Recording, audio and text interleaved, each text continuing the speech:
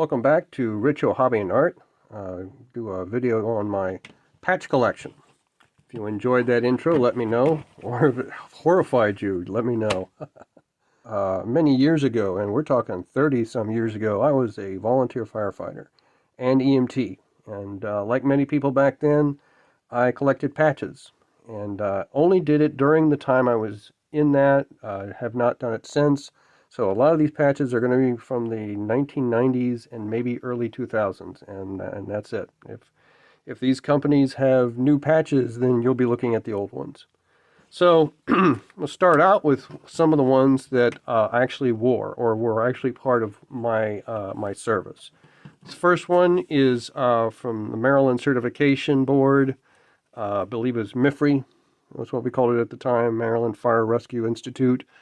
And you got one of these when you completed your training. And I think, and there was additional bars that you could get. I have one still for Firefighter 2, but there may have also been a Firefighter 1. I don't know where that is. Anyway, and I never actually wore this on any of my shirts. It's just something you got for completing the training. As you saw in the intro, I was a member of the West Annapolis Fire Department. I think it was the West Annapolis Volunteer Fire and Improvement Company. Was its actual legal name. This was outside of Annapolis, Maryland, and so I did wear this patch. It was also, well, before that one, I was a certified Maryland first responder, the lowest level you could be of EMS. I did that for maybe a year or so, and then I got my EMT, EMTA, which was later turned into something else, but we'll get to that in a little bit. While I was in college, I was a member of the Frostburg Area Ambulance Company, which was a paramedic company in in Allegheny County and a little part of eastern Garrett County. And so you could run out the door with a first responder and an EMT, or an EMT and an actual doctor. We had a doctor running with us, and that made correspondence with the hospital very easy. Then later on, the EMTA became an EMTB, so the patch changed over, and I got this patch instead. And I should note that this patch, before I started around 1991. Before that, you could get additional patches added on for if you could do tracheal setups or stuff like that. I was not interested, and it was no longer even something you could do. During the time I was in the fire department, I actually worked with the National Park Service, not as an EMT or firefighter. I was a history intern, but I did wear that patch for some of the special events I worked. So that does included. And then finally, for just this section, this is the patch the West Annapolis Fire Department got many years later. This was after I left, but they sent this to me. This would have been in 2011 when they celebrated their 100th anniversary. Either that, or this was the patch that they were looking at changing at some point prior to that, because I remember there was a patch, a movement to get a new patch. Anyway, those are patches that I've worn as part of my service. As I said, I was doing some trading of patches or collecting of patches. So in 1992, I went to Arizona to visit family, and I got these two patches. This one from Mesa I actually got from, I went to a fire station and met some firefighters, and I gave them my patch at the time. This guy gave them one of those, and they gave me this one. For the city of Phoenix, I went to their headquarters building, and they sold me this one, which is fine, whatever. So I bought this one. I got this one in a trade. In Iowa, I went to Fairfield to visit more family, and I got this one in a trade as well. And so that's one way of getting patches if you're interested in that kind of collecting. Another way that you can get patches is from friends. Friends who, well, before I get to that, this one, Graysonville Fire Department, it's in Queen Anne County. The reason I have this one, there was, back in probably somewhere prior to 2002, so maybe 2000, 2001, There was a police officer who was shot in the line of duty, and all of Queen Anne County, fire and police, were involved in the funeral. A very large contingent of Anne Arundel County volunteer units went to Queen Anne County to fill their stations for the day, so their fire and EMS could go to the funeral. And so I filled Graysonville with our engine, and they gave us this patch. So didn't technically wear it, but I did serve there just for a day under my patch, of course. So that's why I have that. The next several ones were given to me by friends, or I think this one actually came out of a grab bag kind of thing, but this is Upshur County. It's in West Virginia. This is this is kind of important because it's near where my sister went to college. And so that is why I held on to that. This one was given to me by a friend. When he gave it to me, he said, if anyone asks you where you got this from, tell them it fell out of a tree and you found it on the ground. Well, unfortunately, this friend has since passed away, and so he is off the hook for that. But this is from Kentland in PG County, Maryland, Prince George's County. This one is from Belmont, I believe Belmont, Massachusetts. It was given to me by a friend when he was in college. And I don't know how he got it, but I believe that he gave it to me. He watches these videos, so he might be able to correct me on that one. That same friend, when he was in law school, gave me this one.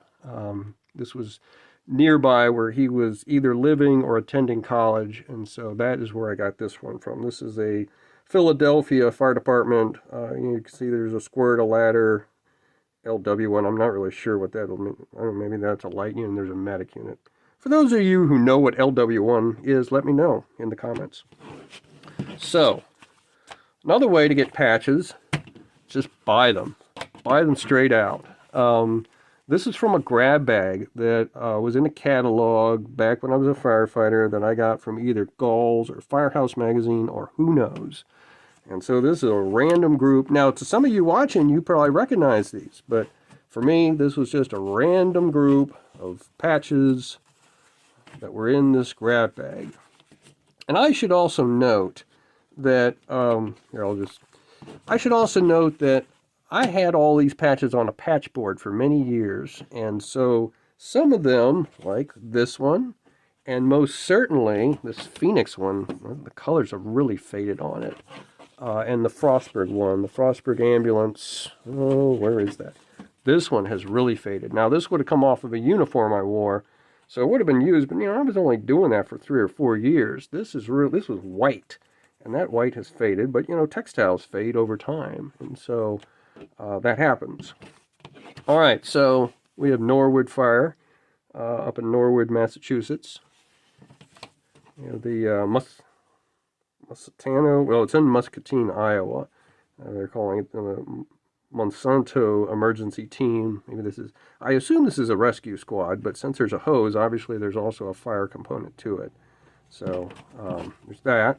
This one I think I technically got 2 of in the grab bag. This is Wright City Fire District in Missouri, Warren County, Missouri.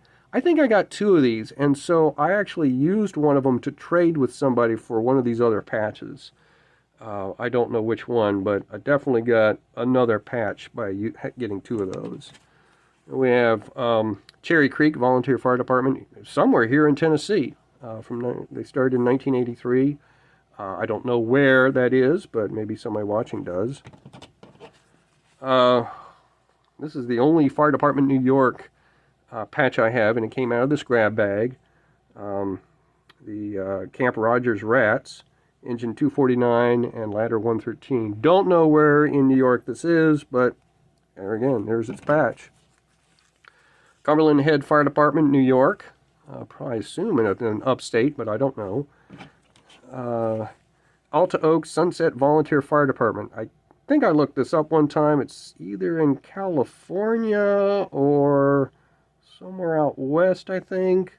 If you know where this is, let me know in the comments.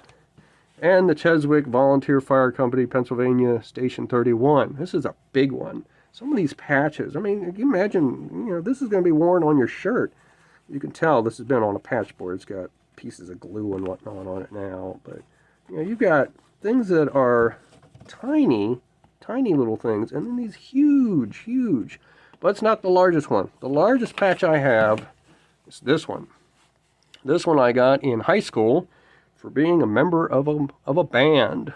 I think this is for being in the concert band, Annapolis High School. Except it wasn't a high school back then, it was a senior high school. So this is before the days of middle schools.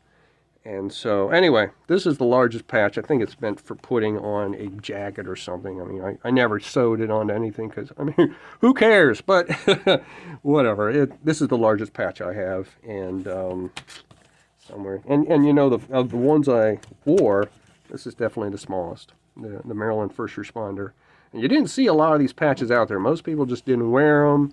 I assume I put it on a shirt, but I'm not sure because I got this certification, let's say, in late 1991.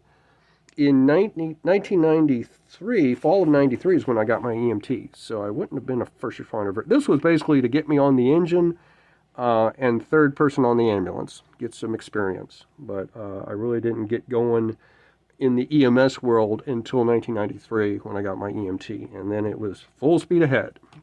So, and I should note, additionally, with that original fire company, I also have my pins, little lapel pins that you, or you know, on the not lapel, but on your collar, you'd have some.